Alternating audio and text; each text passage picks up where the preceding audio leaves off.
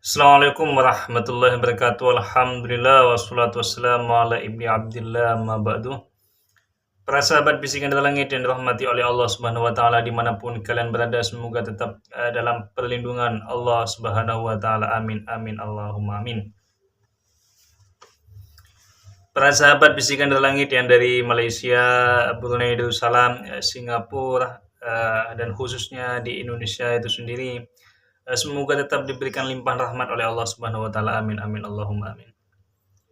Melanjuti dari pembahasan-pembahasan sebelumnya mengenai bagaimana tentang persoalan-persoalan negara Malaysia, Indonesia, Singapura, Brunei, dan juga Indonesia itu sendiri.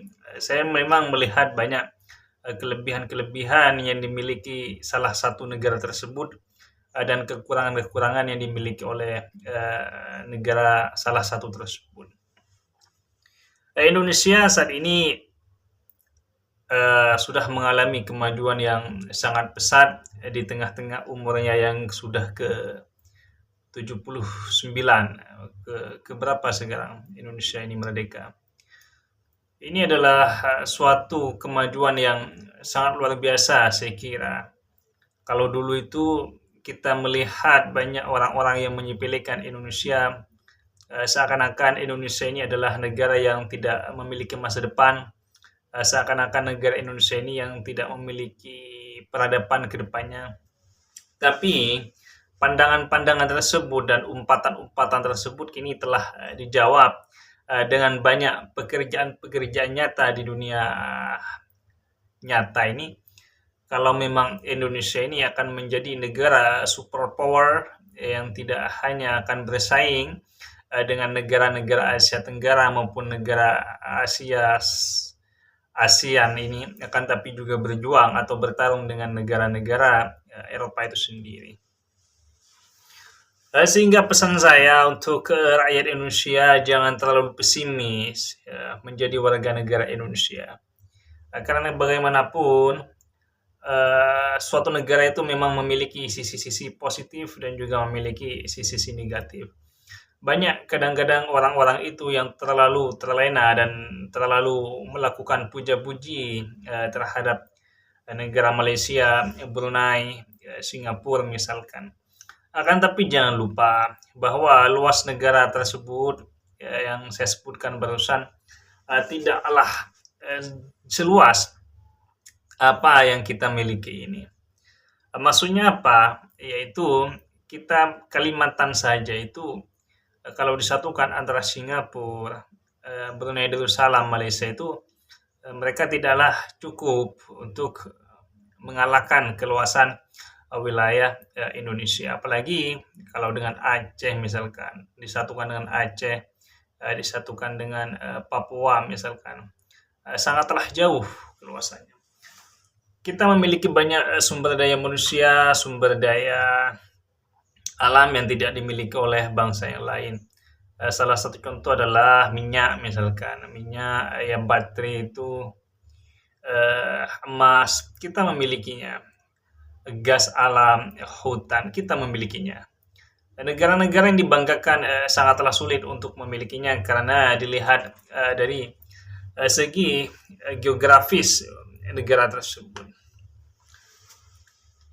Sehingga apa? Orang-orang Indonesia itu harus bangga dan memiliki kebanggaan tersendiri, dan tanamkanlah di dalam dirinya bahwa cinta tanah air itu adalah suatu kepemilikan atau suatu kepemilikan terhadap negaranya yang bernilaikan atau berdasarkan nilai-nilai cinta kepada Sang Pencipta atau berdasarkan dengan keimanan.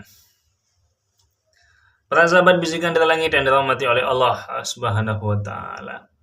Semuanya sudah dipersiapkan, tinggal kita ini bagaimana berlari karena kita sudah melangkah, sudah merangkak, sudah berjalan. Kita hanya tinggal berlari karena semuanya sudah disediakan. Ibu kota kita nanti tidak akan dikenal dengan sebuah ibu kota yang kumuh lagi. Kita memiliki ibu kota baru yang bernama IKN di Kalimantan itu. kementerian-kementerian sudah pada saat ini sudah diseleksi ketat oleh Presiden Prabowo Subianto. Karena memang untuk memajukan ke 5 tahun yang ke depan ini memang mencuri start untuk menyaingi negara-negara besar. Karena saat ini Indonesia selalu diperhitungkan oleh dunia internasional baik dalam konflik maupun ekonomi. Kalau kita lihat bagaimana pertarungan saat ini kekuatan Israel dan Palestina dan kekuatan orang-orang yang mendukungnya di belakangnya sangatlah berebut keberpihakan Indonesia pada saat ini.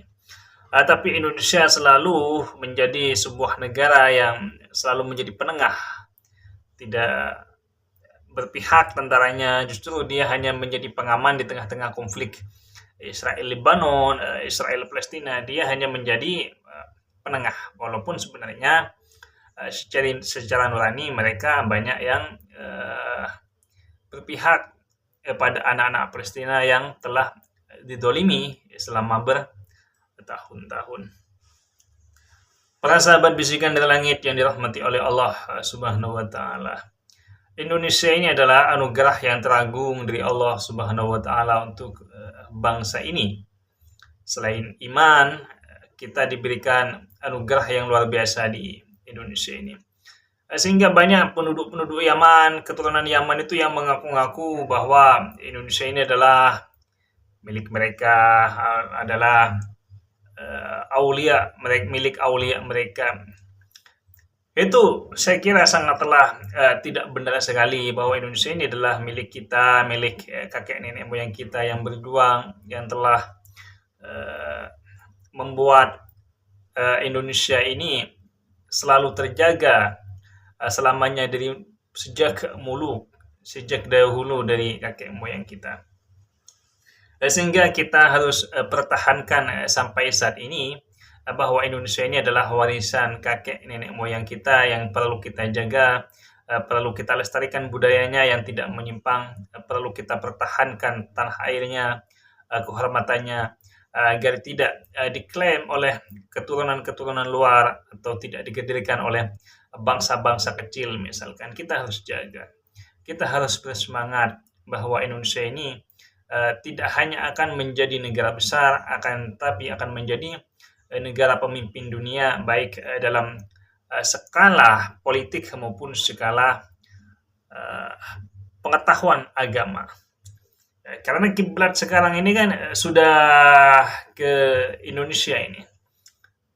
Karena Timur Tengah seakan-akan sudah tidak mampu untuk menyelesaikan persoalan-persoalan konflik agama, persoalan-persoalan internal negaranya di tengah-tengah berkecamuknya di Timur Tengah. Sehingga Indonesia ini akan menjadi kiblat nantinya dalam penyelesaian konflik yang ada di negara-negara Timur Tengah. Bahkan Yusuf Kala itu sering berbicara tentang polemik internasional di dunia internasional untuk menyelesaikan persoalan-persoalan konflik tersebut. Bahkan di masa hidupnya Ki Hasyim Muzadi itu sering melakukan kampanye-kampanye perdamaian di dunia internasional itu sehingga banyak menghasilkan masalah atau manfaat-manfaat terhadap kedamaian dunia internasional, dan semoga nantinya ada pengganti dari Ki Hasyim Muzadi atau generasi Yusuf Kala pada nantinya. Amin, amin, Allahumma amin.